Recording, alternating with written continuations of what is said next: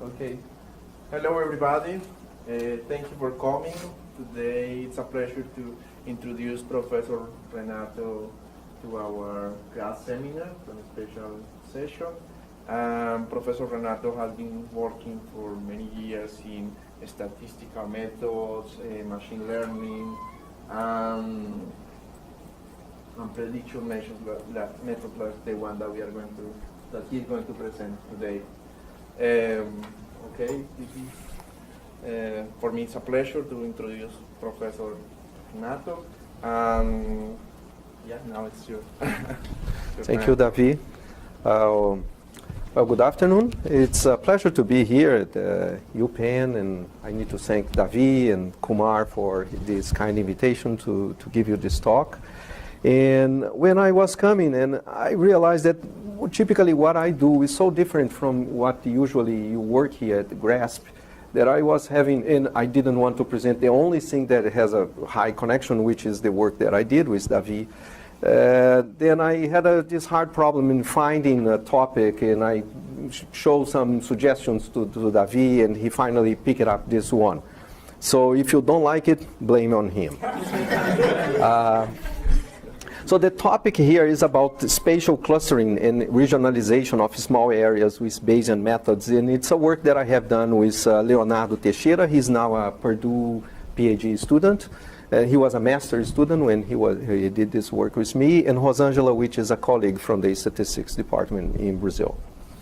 Well, so let me just explain what is the topic, because it's quite different from what you usually do, but the motivation is the Atlas of Cancer Mortality that many countries produce.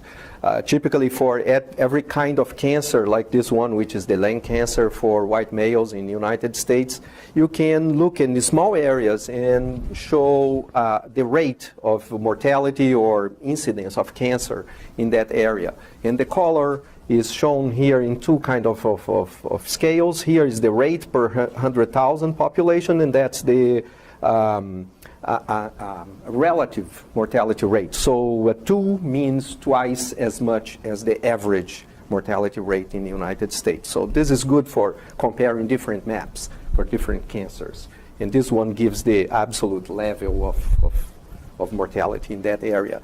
What you can see is that there is a very clear spatial pattern. This is one of the maps where this spatial pattern is very, very clear. You see that it's much higher here, where consumption of cigarettes was much larger than the other regions in the United States. If you look at different cancers in different areas, in different cancers, and maybe, well, here is still white male, the pattern is still there, but when you go to some more rare cancers, like lung cancer among white female, then the pattern is not so clear. Of course, there is some spaces where it seems that there is a very clear cluster of high rates, but sometimes you wonder what you see, if it's really true or it's maybe just an artifact of the data, like this one here. Is this really an area with a high level of mortality, or maybe this is due to some strange thing with the data? After all, the cancer is very rare among women, and there are not many women maybe in that area. So it's like trying to estimate the probability of heads in a coin, but flipping the coin just a small number of times. Each woman flipping the coin a small number of times, and the probability of heads is not half. It's just 0.01. So if you have a heads, then the probability just skyrockets, and most of the time it will be 0. So you have in this type of map a problem that is called the instability of these small rates. I will come back to this in 1 minute. So what we want is, you do have, when you are looking at rare cancers, in, which are most of the cancers, especially in areas with small populations, we want to see if the patterns that we see are real or not. And one possibility is just to break the map in areas where we can divide in the area, partition the map in areas which are low, high, medium size. So the objective here is to do what we call the regionalization of the map, is to aggregate small areas such that these areas are adjacent, and at the end you create a spatial cluster, and this cluster is more or less has the same rate for everyone, for every single area in that region, in that cluster. So how to do this? This is basically a clustering, unsupervised classification problem that from machine learning. The only thing that is different here is that the objects that you want to cluster, they have a constraint. It's the adjacency constraint. You don't want to cluster this object with this other here, even if they have a very similar rate, if the others in the middle are not in the same cluster. So you don't want to create a cluster with these two without the middle ones. So, so what is this spatial cluster? In each small area, we have a feature vector, X, with a number of variables that you look at. To make things very simple, especially for this talk, I imagine that you have only one feature, which is the rate of one specific cancer that we are looking at. And spatial clusters should contain contiguous areas, and they should be similar with respect to X. I'm not giving the exact definition, but you get the idea. There are several areas that are interested in that, like to look for delivery of health care, and you want to organize the logistics of this delivery of health care based on areas, and this should be based on the needs of people in that area. So similar areas with similar needs should be close, should be together to make this delivery. Establishment of communication protocols in geosensor networks. Areas which are measuring more or less the same thing, maybe you don't need to put too many sensors over there because they are more or less the same. Classification of areas with high incidence of diseases and environmental planning. So there are a few applications areas which are interested in this problem. And the statistical issue that we have here is that most regionalization techniques, most algorithms out there, they consider the data as fixed, static values. And so the features in X that you want to aggregate areas which are similar in X, they do not have uncertainty or error. This assumption is not really appropriate when you are looking at these vital rates. So suppose a vital rate, a very simple kind of vital rate, just the number of deaths in one area for one population divided by the population on that area. For example, if you work then with that kind of data and you apply the typical regionalization techniques, that's the kind of result that you get. It just goes around in looking at this tiny changes that you see on the data and trying to capture that in regions that are similar, and the result is really bad, really bad. It's that kind of results that what you get. So just to again show you what is the statistical problem behind it, imagine infant mortality rate. It's not a common event, fortunately. Even in very poor areas in the world, typically you have less than 5% of the children dying in their first year of life. So in a small population, you have rates that have very large variance. If one or two children die during a year in one area with, let's say, 100,000 population size, the rate can be really, really large on that area. So one single additional death can produce an extreme death rate. And here to try to convince you this is some real data from some region in Brazil.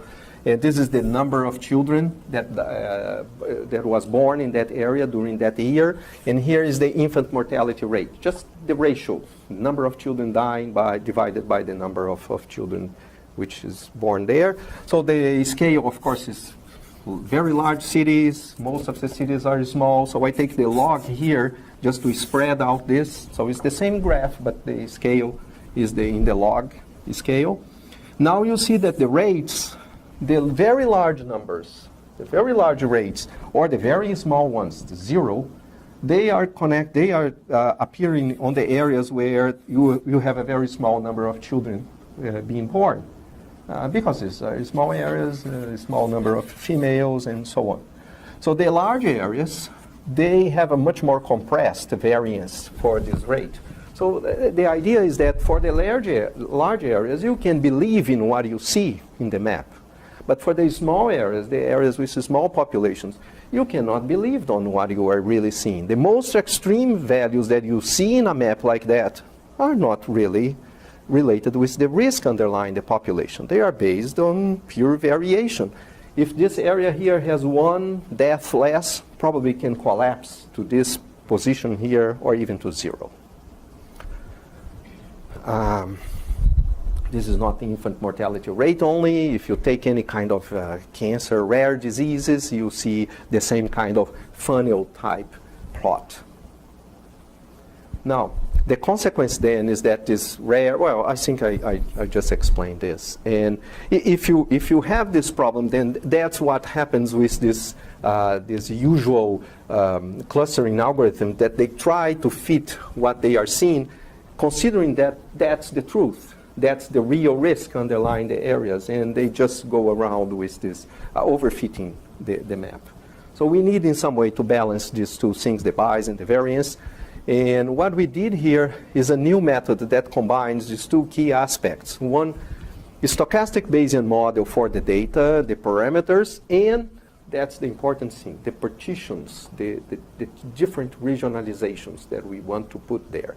So being a Bayesian means that we are going to put a probability distribution on these partitions, these possible partitions of the map.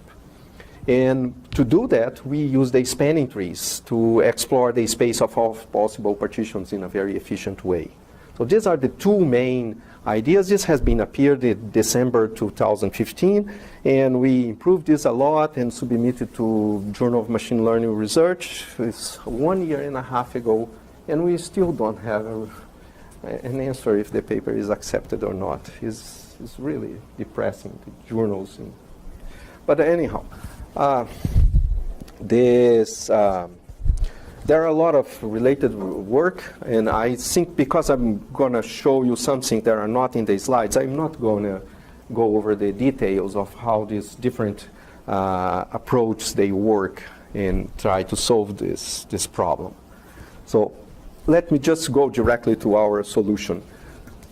So imagine here a map then, and you create a graph representing the adjacency relationship. If two areas share boundaries, you connect them by an edge. And here we have, the idea is then to partition that graph in spatial clusters. So what you have is, if two areas are in a cluster, there has to be a path between them in this area here, and you have disconnected areas. And the main objective is that the areas which are here, they should have the feature vector very similar to each other. And what is different from the usual clustering algorithm is that many times this area will have features which are maybe very similar to the ones that are up here, but they are not one single cluster. They are different clusters because they are separated in space. Now, so you know the concept. Let me just remind you the concept of spanning trees. So you have a connected graph, and then we have a connected subgraph where there is a path between any two areas, and there is just one single path in each one of the areas. This implies that we have n-1 edges in this spanning tree. And the major idea here is that if you delete any edge in a spanning tree, like this one here, what you get is two spatial clusters, one here and another here, where it satisfies the idea that what you have in the subgraphs are areas which are connected. There is a path between them. And you only have to check or to look at good points to break the spanning tree in n-1 edges, and not the large amount of possibilities that you have in the original graph. You see that that's one of the main ideas. I mean, suppose that you want to divide this in 2 clusters, and then you have to check all possibilities here. And you should separate in 2 spatial clusters. There is a huge amount of possibilities over here. Now, if there is any sense in looking only at the spanning tree, you only have to look at n-1 edges. Because taking one edge, you immediately have this split, and not a large amount over there. So spanning trees are very good. And given one graph, you have many different spanning trees associated with that graph. What we will be doing in this Bayesian model is to put a probability distribution on the partitions that you can get and on the spanning trees. So we will not fix one specific spanning tree. Now, so that's the overall idea. It's given a partition in spatial clusters. If we have the partition in the spatial clusters, we use the usual Bayesian model for the observed data. I will remind you a little bit about what is this usual Bayesian model. So given then, to find the spatial clusters, you have to first, given a spanning tree, we put a prior probability over the partitions which are compatible with that spanning tree. And for the spanning trees, we imagine that a priori, before looking at the data, we imagine that they are selected uniformly from the set of all possible spanning trees associated with a graph. So the idea is now we look at the data and we have a better idea of what are the partitions and what should be this spanning tree, and also the data that are behind. So we were able to obtain the full conditional for each one of the components on this Bayesian model given the data. We're using just Gibbs sampler, which is, I will revise here quickly. I mean,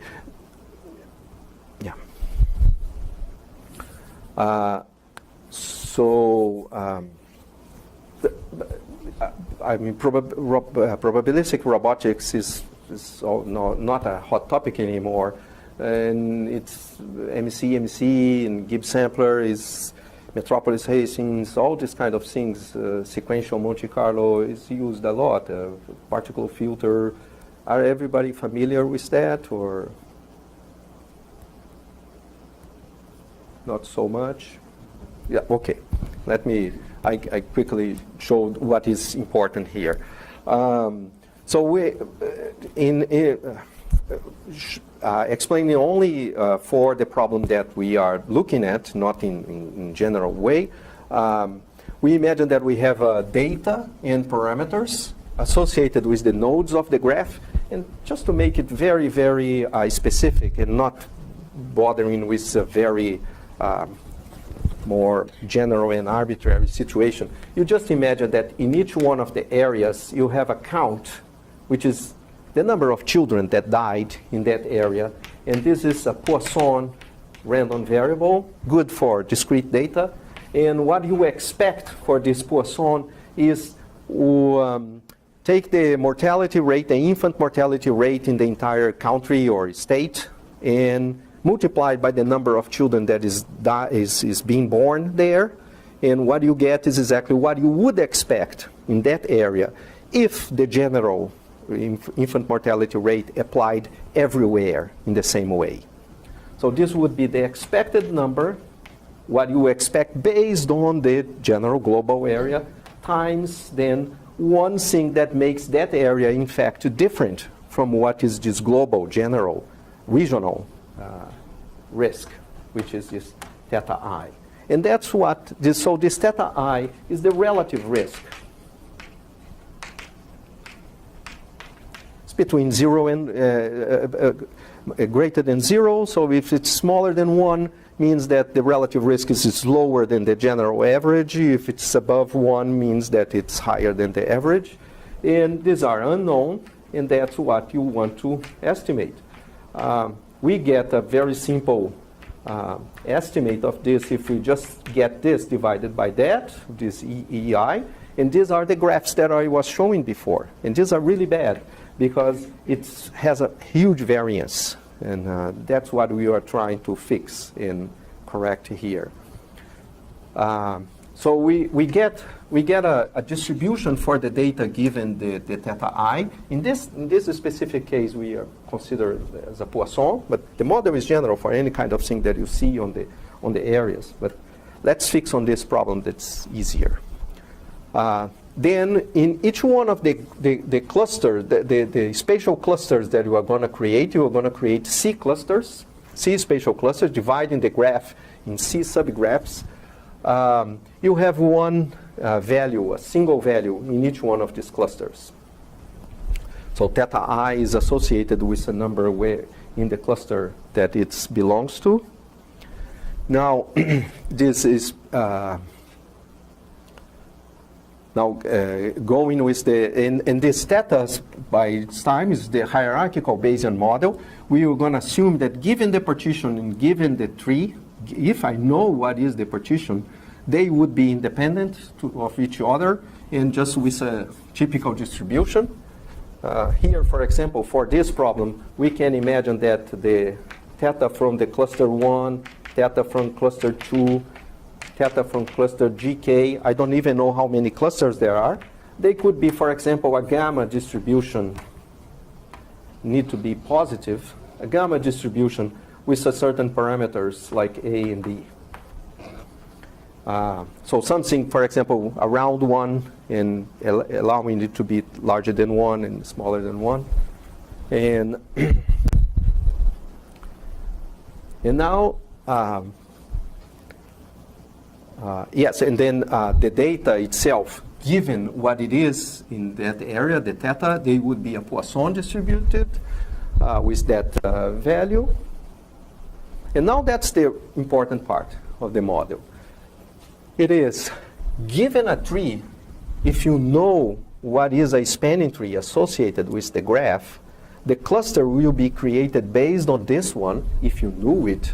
So given the tree, the partition, one specific partition, is given by proportional to a product of a cohesion of these graphs. A cohesion could be something that, for example, penalizes for areas which are odd-shaped. You want like clusters that are more circular, for example, or with doesn't have a kind of octopus shape. You didn't want some cluster like that. But you can use any kind of cohesion you want here, or you could even make this completely proportional to a constant, which means that any kind of division of this spanning tree is a priori as likely as any other. Then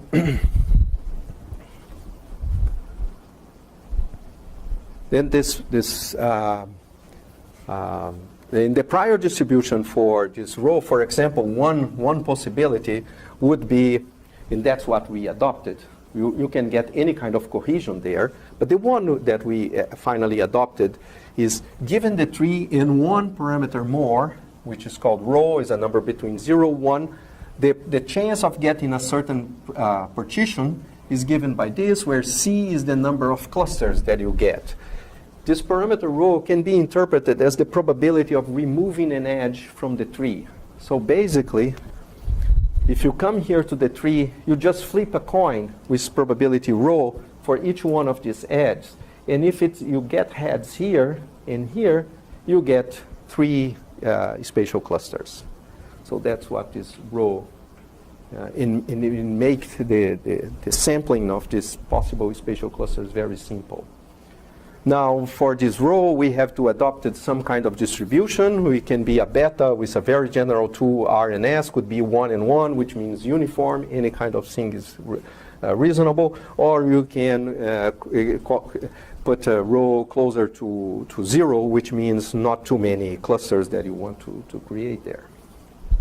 Now, finally, for the tree, we assume a uniform distribution. So we have an entire probability model, a generative model, to create this data, this map that we have at the end. So you start with the adjacency one. You imagine that you select a spanning tree with some probability, like in this case, in our case, any one. uniform distributed. After you select a spanning tree, you split the spanning tree. You have a row, or you select a row also with a certain distribution. Given this row, you split the spanning tree that you selected, like maybe splitting like this. And after you split this, you put, you select thetas for these areas here, which will be the relative risk for this area and for this region here. And now based on the population that you have there, oh, I'm sorry. And then based on the population that you have there, you flip the coin again for the children and giving some deaths in each one of these areas. Now, if you do this, what you get at the end is a map that doesn't look to any real infant mortality map, of course. So what you want to do, what is the idea of Bayesian analysis, is now you have the real data. And now what you want to do is to infer what were the spanning tree and the partition and the thetas that gave origin to that thing that you were in front of you, the real map. So the Bayesian thing is you have a prior distribution for whatever parameters you have in the model. That's this strange thing of the spanning trees are uniform and so on. And then you have a likelihood for the data that you really see. The probability is our Poisson distribution. And then we use the Bayes theorem to flip over this likelihood. So we get what should be the theta and phi now, given that I'm seeing this y. So it should not be exactly the prior distribution that I had in the beginning. Now I have a better idea of what was the theta and phi that in phi that has been generated. And this is just the product, proportional to the product of these two things here. It's deceptively simple, and the difficulty is because although this is a probability distribution, we don't have the constant that divides here. It's just too hard to get. And most of the time, this for almost centuries, Bayesian analysis were not being really possible to be used because no one could, for real interesting problems, could get that constant that should be there until 1990s, the beginning of 1990s, end of 1987. Gimman and Gimman studied and showed how to do image analysis with a Bayesian approach. And this was a kind of revolution for data analysis in general. We start to see that we could apply these ideas to everywhere. And the idea is a method called MCMC, Monte Carlo, Markov chain via Monte Carlo. And there are several MCMC techniques. The two most popular ones are Gibbs sampler and Metropolis Hastings. So how do we get this distribution here? Other than getting an analytical distribution, we get a sample from these parameters here, given the data. So we get numbers selected from this distribution. And then if you have a very large sample, then you can look at the mean or the average, the standard deviation, whatever you want from the condition, the joint distribution. And the two algorithms, the MCMC is typically very, very simple. It's amazingly simple, and it's very nice. Suppose that you want to sample from this joint distribution here, given y.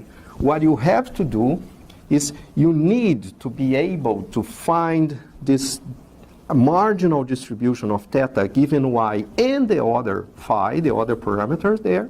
So it passes on the other side of the conditioning. And you also need the phi given the others. So if you are able to do this, to use this method, you need this big if here. If you are able to get these two distributions, then what you do is you start to any arbitrary two numbers for valid numbers for these two parameters and keep sampling from these two distributions. So you put the number you have here and sample a new number for phi. And then with that, with that new number, you immediately update it, and then you sample a new theta for that, a new theta. So you keep doing this many times. At the end, you have a large number of phi, a large number of thetas, and what you get at the end, after a small initial burning time to get rid of this arbitrary starting point, what you have is a sample from that joint distribution. It's amazingly beautiful, simple, and the theory is nice to show why this works. And, but many times you are not able to get these true distributions, to know what they are, and to sample from them. And if this happens, then you have maybe another technique here. It's also an MCMC algorithm. It's called Metropolis Hastings, and basically says, well, you start with an arbitrary number and just propose a new one with almost any type of probability distribution that you want, any one. And then you accept or reject the thing that you are proposing with a certain probability. It's like the rejection method from the usual probability, but it's typically this distribution here depends on the number, on the values that you just simulated before. So it's a sequential method. And I will not go the details here, but it's not difficult to use also, and that's what makes this entire Bayesian approach to analyze things in probabilistic robotics made it so easy to use and so nice. In fact, in probabilistic robotics, you use particle filter, which is a little bit more complicated than this one, but these are the starting points. Now,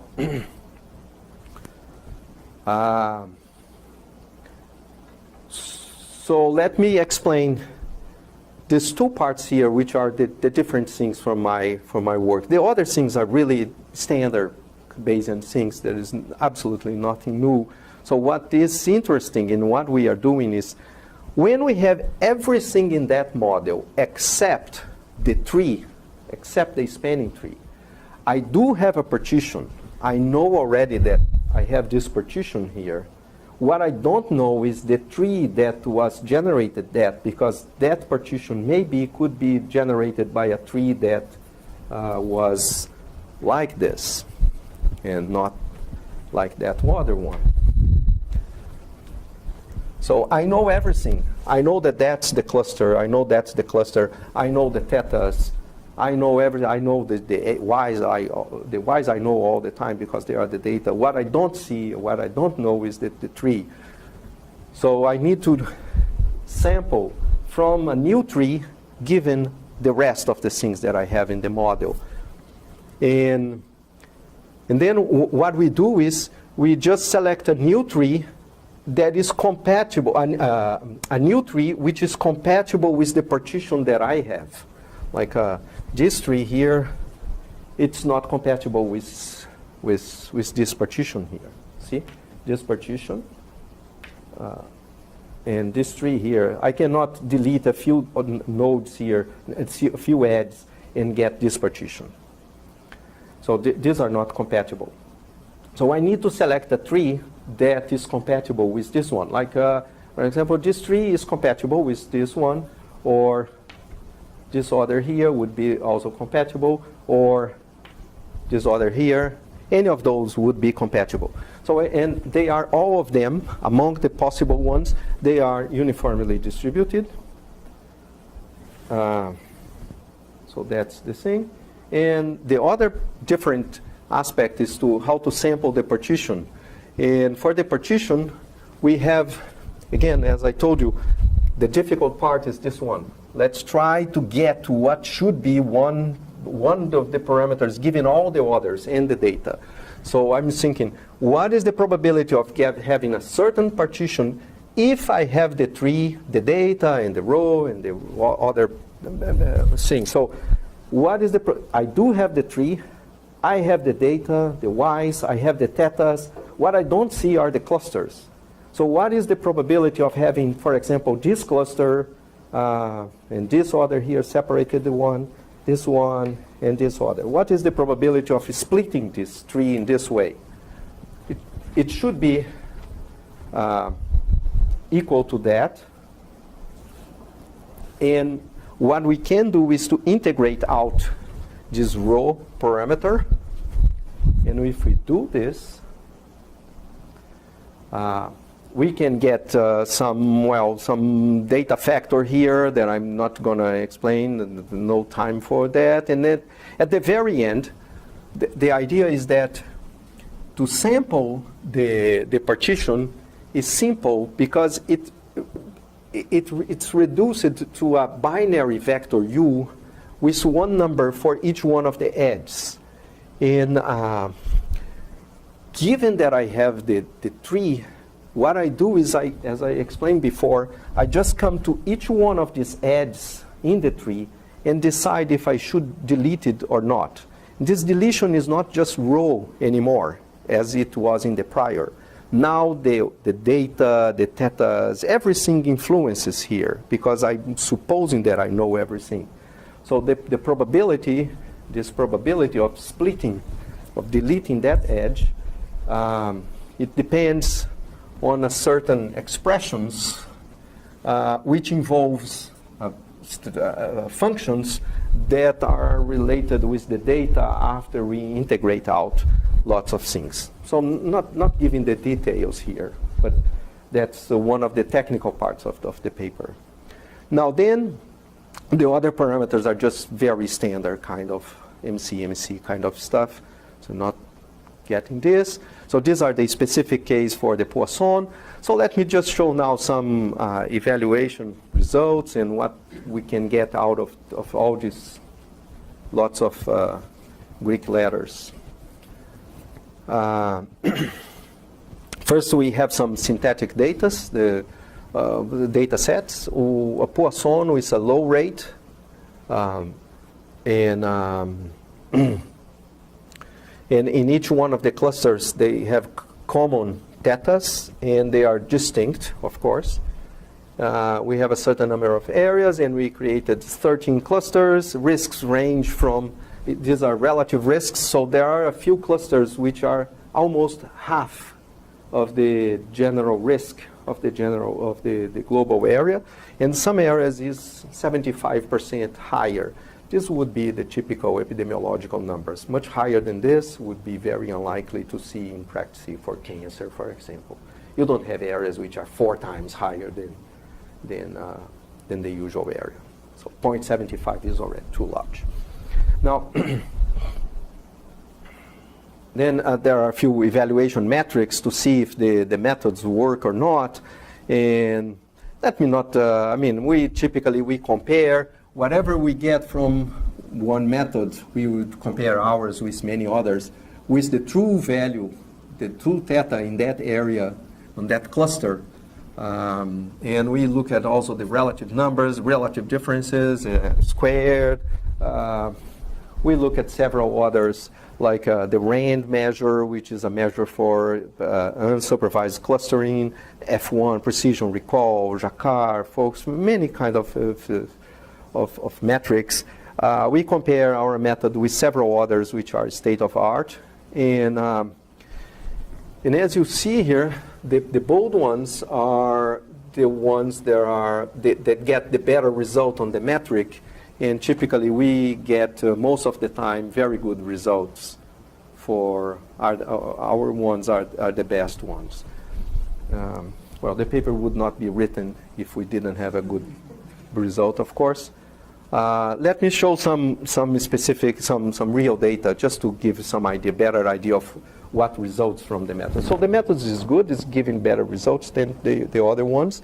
And here are number of fatalities or of deaths from 2 types of cancers, lung and blood cancer. Lung is much more common, is a more common cluster. So what you see on the rates, although some of them are very unstable, it's more, there is a better signal to noise ratio. But this other one is really bad. This is really rare cancer. So this, even in large areas, is not very stable, the estimate that you get. And still, we would like to see, rather than just looking at this map and say, well, this is high risk is everywhere, low risk is everywhere also. Is it? Or can we do better than that? So now, this is the prior that we put for the thetas, this risk parameter here. We are thinking that one would be that the area would have exactly the same rate as the rest of the region. And here would be like 3 times higher than the region, 4 times, even 5 is possible, but very unlikely. And you can also go on the way down here.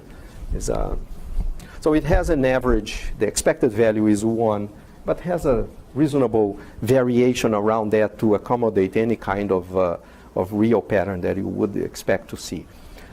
So when you go on with the Gibbs sampler, we sample the partitions. So these are some examples of the sampled partitions along the way here on the Gibbs sampler procedure. So it's not one of them is the correct one. All of them are reasonable given the data that you have. And you have different ones. And now the idea is how to summarize then what would be the partitions that you have. This is a nice thing that the method can show for the lung cancer, for example. We try to summarize this, showing that areas which are together in the sampling at least 85% of the times, means that most of the times they belong to the same cluster, they are judged to be in the same cluster. So we take out the boundaries between them. So we leave the boundary in one area if it's not clear that it goes with the neighbors more than 85% of the time.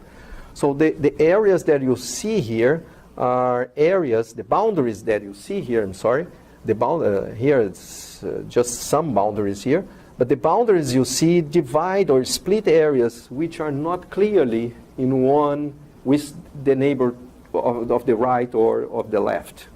So it would be almost like what is the word in English? Like division boundaries things, right? So this area here is not clear that it belongs to these other areas on this side or to that other one. At least less than 85% of the time it was with this neighbor or that other neighbor. So these are in a way transition areas, transition regions where it's not clear what is the rate. For the other side, these other ones here are regions that are more or less together most of the time, and they should be on the same cluster. This is we color each one of the areas with the size of the group or the cluster to which it belongs through the sampled partitions. So very dark ones means that the area is large. Light ones are areas which are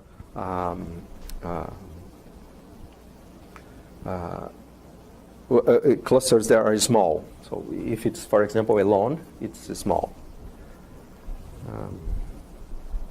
Now for the other methods that are shown, I'm just showing here 2 of them. These are the kind of clusters it's showing that they say, well, that's the division we have, and we have here this cluster with all this division. You see how it's overfitting on this map. And this other method called the scatter is also trying to capture everything that is in the data. And so just to show you back in our thing here, we have clear clusters, but we see that there is a lot of uncertainty for several areas that is not clear what is exactly, if it's on that cluster or not. Now for the bladder, these are again the sampled partitions, and that's the kind of summary that I showed you before. So the areas which are together 85% of time or more, and the areas which are not. So this is a huge cluster. We don't have any kind of evidence based on this method that this should be different, these areas here. And also this should be together. Although they look like different, the data doesn't have evidence to, well, these ones here are, in fact, we don't know. This could be in each one of the sides. Now, that's the kind of thing that you get from the other methods. Now, so as a conclusion, what we did is to propose a new regionalization method. It's a Bayesian method allowing for any distribution of the data. I showed here the specific example of the Poisson, and for different variances. The idea is to use these spanning trees as a tool to explore the partitions of the data set. Compared with other main state-of-the-art methods, it shows consistently better results. And we just illustrate the methods with 2 case studies. Well, more recently, we expand this for space-time. So now we have like a pile of maps, not just one, but a sequence of maps in time. And so it's interesting because now the cluster is in space and time. It could get something like this in time. So if this is time, it could spread, or it can even move around like this, or something like that. And we are trying to apply this to analyze satellite images to show how regions in monitoring the Amazon for deforestation areas and agricultural areas and so on. So with this, I'm finishing, and thank you very much for your time, and I'm open to any kind of questions that you have. Thank you. Thank you, Professor Renato. You are here. Do you have questions? Yeah, Vicky. In the one where you go in time, will you have to ensure that, I guess, the cluster from one time segment to another, the boundaries now can expand, right? So that Yeah, what we did is just to put a kind of 3-dimensional graph. We have, because the areas are this, I'm supposing that the areas are the same in every year. So like imagine the map of the counties in the United States. So in every single year you have that. So we have the adjacency matrix at the end, and then we connect one area with itself on the second one. So it's just a very simple thing. Because the data, the method is completely based on the graph. On a graph, it really doesn't matter if it's 3-dimensional. It doesn't even know that. Yeah. right, okay. Yeah, It can give some strange kind of clusters at the end because of this. I mean, the cluster could start here and goes like this, having a strange pattern in time. It's moving around, or it could just be opening, or it should capture that. Yep. So related to that, with time, like you would know that let's say these theta I parameters shouldn't vary too quickly. Like you shouldn't, well, you normally wouldn't get a very large spike unless like some very large evidence rising. So you can say a prior estimate. Like, can you do better estimates of the theta I's that way using time as a That's what one of the things that we use in the metric here is the quality of recovering the theta i's on those maps. Yes, in the space-time we also do this, but we are more interested now in not for this kind of epidemiological problem, but looking at this image. So what you have is a feature vector, like colors, or in the spectrum of colors. And they should be similar, and sometimes they don't because of clouds or some strange thing. So yes, there is this occasional spikes that doesn't last, but you have to. The idea is you have areas which do change a lot during the year, like agricultural areas. So it has a kind of a signature for one period of time. But then there is the time of the harvest, and then it becomes completely different. And then comes the time of seeding. I don't know the word in English. Yeah, the seeding. And so it changes a lot during the year. And it should be one cluster. Those areas are similar. Yeah. Okay. Yep. In the part where you were saying you kept areas that were together 85% of the time, did you find that if you changed 85 from 80% or 90%, is there a lot of variation in the areas that were chosen? It's hard. I mean, we look at this just visually. It doesn't look very different. Yeah. If it does, it would be strange, right? But yeah, no, it doesn't change very much. But we only look at this visually, and only for the case studies.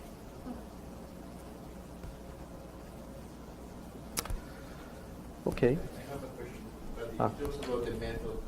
You mentioned that you generate an span tree with a uniform distribution. Do you do that and then generate the sample of the partitions, or are they both at the same time? Hierarchically. First they span tree, and then they span it. But this is a generative model. We never really do anything like that. What we do is we imagine that the data has been generated in this way. Now we look at the data, and we tried to figure out what were the specific scenes that were selected there. Yeah. Thank you. Okay, thank you very much, everyone. Let's thank to Professor Assunção again. Thank you. Yeah, we need Professor Renato. He's close to us for this month. He's invited professor in NYU, and you are welcome to contact him. And if you need his contact